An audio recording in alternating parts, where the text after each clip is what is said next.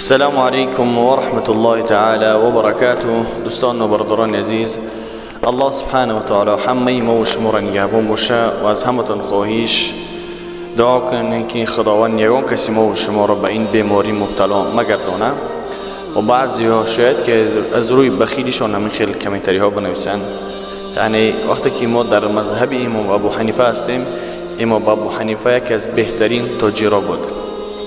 خداوند هر یک ما و شما را توفیق بندگی عطا فرماید.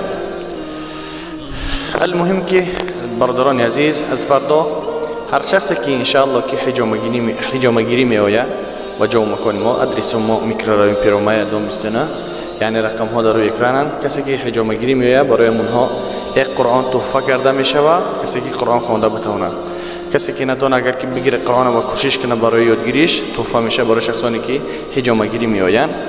و کسانی که حجامگیری می آیند برای اونها یک جای نماز تحفه کرده می شود. یعنی یا که جای نماز اختیار میکنن یا اینکه قرآن کریمه، قرآن تجویدی است، به نهایت قرآن های خوب هستند. الله سبحانه و تعالی جمله مسلمانان که بیمار هستند الله اونها را شفای کامل عاجل عطا فرماید. نظمتون خواهش، یعنی گمان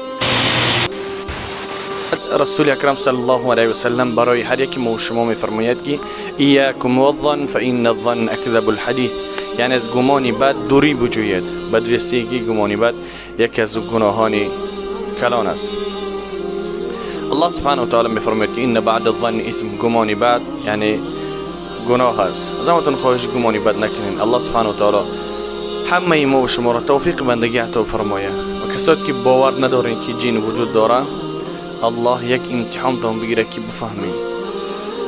و از همتون خواهش که در حق این برادر ما که بیمار است، طولی 2 هفته شد خونده است میشه، الله اعلم یک جناشون میبره.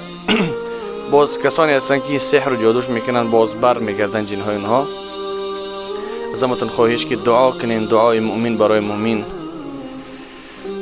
اجابت است ان شاء الله. از همتون خواهش دعا کنین در حقش که خداوند شفای کامل و عاجل عطا فرماید. و دعا کنین که یگان کسی ما را الله سبحانه و تعالی به این بیماری امتحان نکنه. بقی در امان الله باشین. از دعای صالحتون فراموش مکنین. السلام علیکم و رحمت الله تعالی و برکاته. آخر مریض استم ان شاء الله. الله سبحانه و تعالی همه ما و شما را شفای کامل عاجل عطا فرماید.